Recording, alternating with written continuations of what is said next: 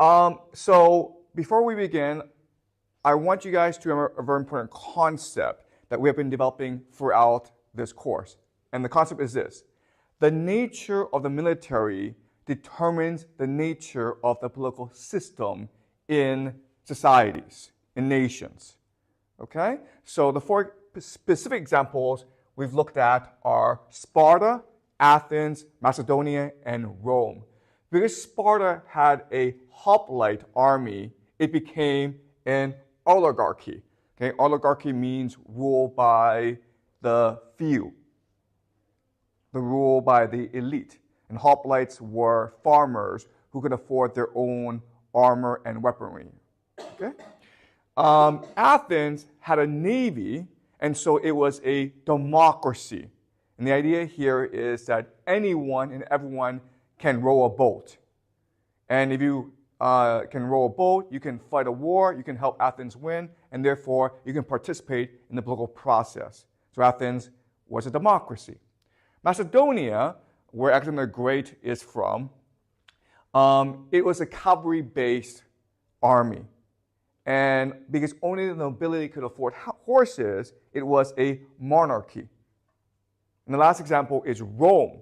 Now, the thing about Rome that made it distinct from these societies is that it was willing to make tremendous sacrifices on the battlefield because it could replenish its soldiers with allies from neighboring nations in the Italian peninsula. And as such, it was a republic. Now, the difference between a republic and democracy is that in democracy, everyone has the right to vote. So the decisions are based on majority rule, okay? But in a republic, it is ruled by laws and tradition and history. So people will do what has been traditionally accepted as a norm. And as such, you can bring in immigrants into your society very quickly. This is important for us because Rome will become the model for America. Okay? America is not democracy, it is republic. A very important difference. So I want you guys to remember this idea. The military, the nature of the military, will determine the nature of your political system in your society. Okay? All right.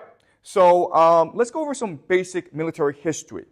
In Greece, when the polises were fighting each other, in very much the same way that the warring states were fighting each other in China, the main soldier is called a hoplite. The hoplite means shield in Greek.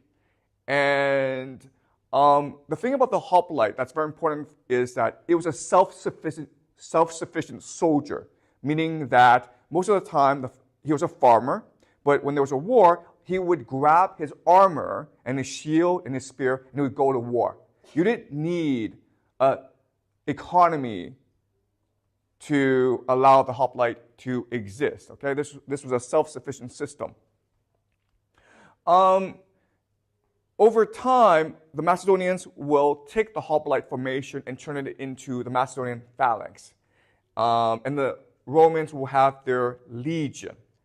Okay? Now, the difference between the Macedonians and the Romans, the difference between this system and the traditional Greek system is now you have a standing army. These are professional soldiers that must be supported by the economy. This is cavalry, the Roman cavalry, and obviously these are nobility because only they can afford to have horses. These are the Vikings that we've studied before. Again, this is pretty self-sufficient. The Vikings are able to build their own ships very quickly and repair them. And they are able to go off in small bands. Okay? The steppes people became archers, right? So the Mongolians are the classic example. And again, the thing here is that these people, ever since they were born, could ride horses and shoot arrows. And that's why they were so effective soldiers. And that's why, for the longest time, the steppes people were the dominant military force in the world. Okay? They could come in and conquer all the agricultural empires. This will include the Yamnaya, which we talked about, but it will also include the Turks and the Mongolians. Okay? In medieval Europe, they developed a new system where the knight becomes the main military force in the army. Now, the knight, as you can see, it requires armored horses and armored and weapons. And this is very expensive. And you have to train from an early age to become a knight. And that's why you now have a system called feudalism, where the entire economy revolves around maintaining knights for war purposes. Okay? This is where feudalism comes from. What makes feudalism stick is the idea of castles. So feudalism is about decentralization, where the knights and the lords have control over the local territory, and there's something the king can do about it. Why? Because maybe if there's a fight between the lords and the king, and the king comes with his army, the lords can just hide in their castle. And as you can see, it's very hard to besiege and destroy a castle. First of all, there's a defensive perimeter, the moat, and then the high walls. Okay? And eventually, the king will have to give up.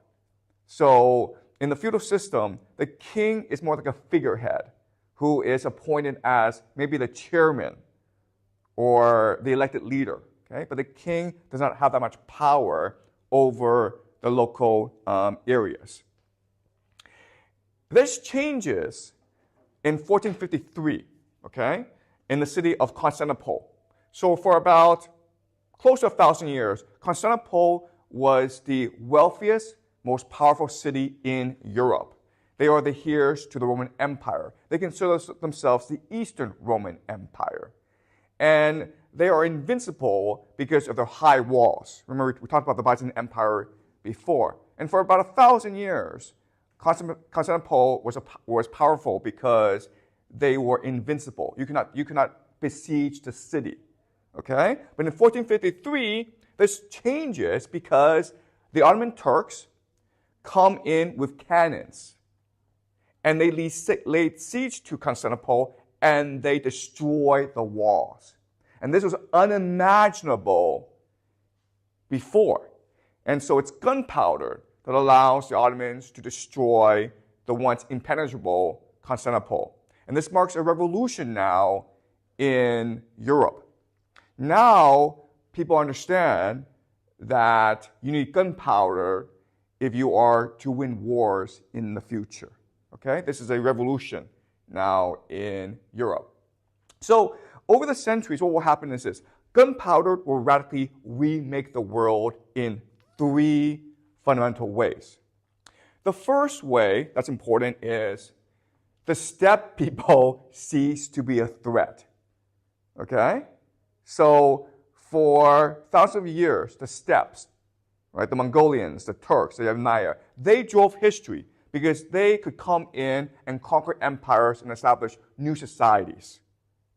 Now, with gunpowder, the cities can defend themselves against the steppe people, and eventually, over time, the Russians will colonize the steppes, and they will cease to be a factor in development of global history, okay? So this is the end of the steppes. That's the first fundamental change. Second is, this will mark the beginning of Europe as the dominant global power in the world. It is China that invents gunpowder, right? About over 1,000 years ago. But it is Europe that will perfect gunpowder as the ultimate military weapon. And it will allow Europe to defeat everyone, including the Ottoman Turks, including the Chinese, everyone, okay? And the third and most important fundamental change is that gunpowder will usher in a whole society revolution that will remake the fabric and structure of European society. Okay? So I will explain all three as we move on. But these are the three fundamental impacts of gunpowder. All right, let's talk about the steppes. So before we discuss why the steppe people, the Vikings, the borderland people, they usually tend to win out against empires, even though empires have much more resources, much more people, much more technology, okay? So this is the chart that explains why the borderlands wins out in the end. Because the borderlands have energy. The people are much more courageous, they're much more hungry, they're much more determined. Openness. The borderlands people tend to be much more innovative. They're open to new ideas. They don't invent things, but they take inventions and they apply it to their society. The last is opportunistic, where they will only attack you if they think you're weak, okay? The empire has three advantages: mass, organization, and depth. Mass just means a lot of people. Organization means a centralized bureaucracy. And then depth just means that they can afford to lose a lot of battles, okay? And for most of human history, the borderlands had advantages over the empire. But with the advent of gunpowder, the dynamic changes. So now that the empire is able to control and crush the borderlands. And the main reason why is, with gunpowder technology, you need organization. You need centralization. Remember, before, armies were self-sufficient. You needed to go to war, you told everyone, let's go to war. And then the people who were soldiers would get their armor and they would rush to battle. Okay? That's what the Greeks did against the Persians. But with gunpowder, you need a professional army, you need engineers, you need the resources that allow you to make gunpowder. Okay? So you need specialization. With specialization, you need centralization, hierarchy, and bureaucracy. And that's what empires do very well. And the borderlands don't do this, okay? And that's why eventually the empires will win out against the borderlands in the long term. All right. So there are four major gunpowder empires, meaning these four societies are most equipped, most ready to take advantage of the gunpowder revolution. The first and most important gunpowder empire are the Ottomans, right? They're the ones who took the cannons, the artillery, and they're the ones who destroyed Constantinople. And the Ottomans, after that, became the dominant power in Europe and the Middle East, okay? The Ottoman Empire. What made the Ottoman Empire so fierce was their use of professional soldiers called janissaries. Janissaries are young boys who are Christian, and they became slaves to the Ottomans. And they were educated to become professional soldiers. And because they're basically slaves, they owe their entire loyalty to the Sultan, the king of the Ottoman Empire. Okay? And these are professional soldiers who made very effective use of gunpowder in battle. Okay? So that's the Ottoman Empire. But then you also have the Mughal Empire, which was the height of Indian civilization. They were also, for the longest time, a centralized bureaucracy, and they were also able to take advantage of gunpowder. Then you have the Safavid Empire, which is in modern-day Iran. They are the heirs to the Persian Empire. And remember, what you learned last semester is, it was really the Persians who created bureaucracy in the world. Okay? And of course, the last, and arguably the most powerful of these gunpowder empires is China. Okay? This is the Ming Empire.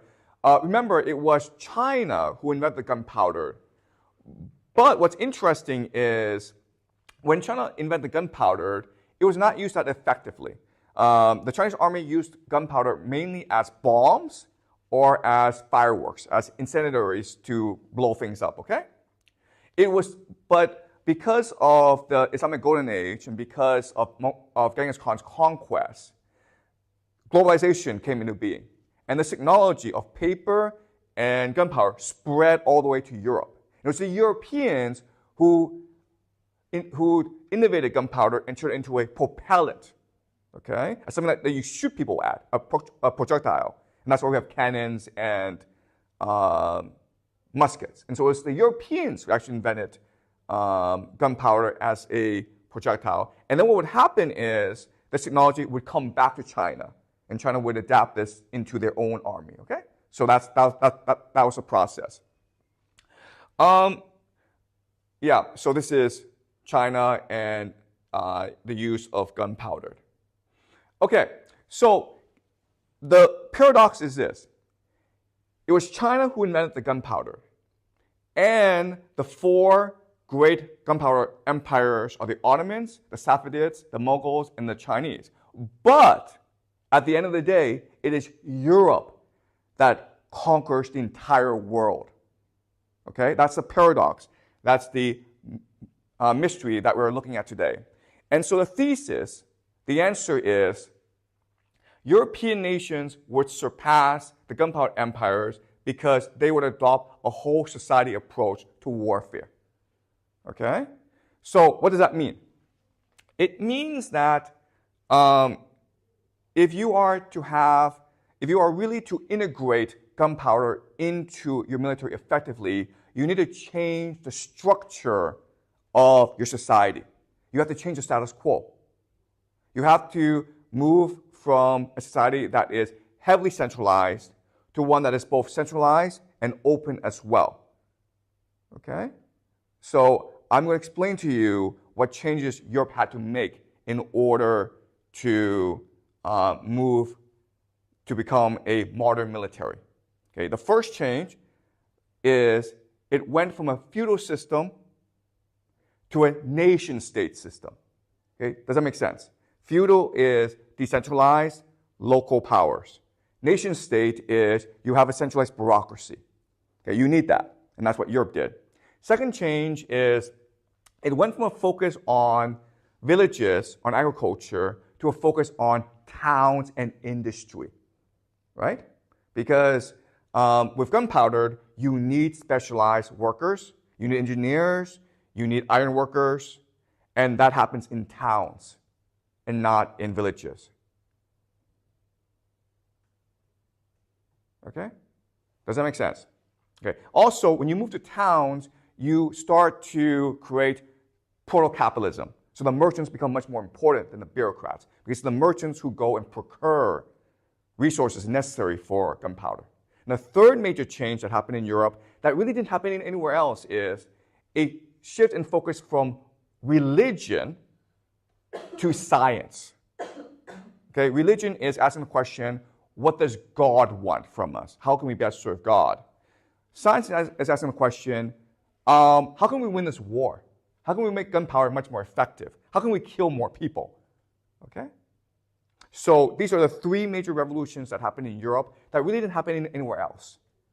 Okay? And when they happen in Europe, it will unleash these extremely violent and powerful revolutions as well, okay? So including the French Revolution, which we will study, the American Revolution.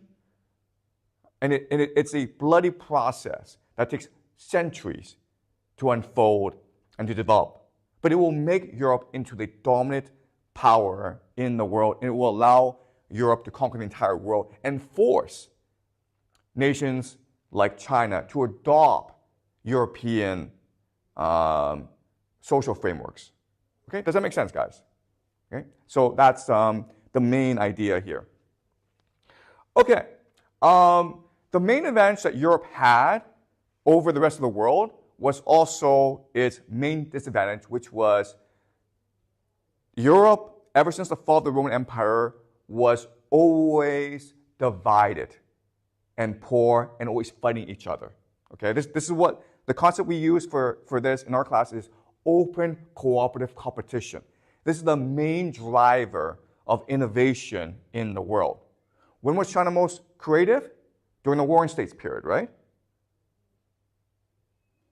Okay, so this is consistently true throughout history. Whenever a society is fractured and the different constituent parts are forced to fight each other, this will lead to massive innovation, not just in the military, but also in society, in philosophy, in literature, okay?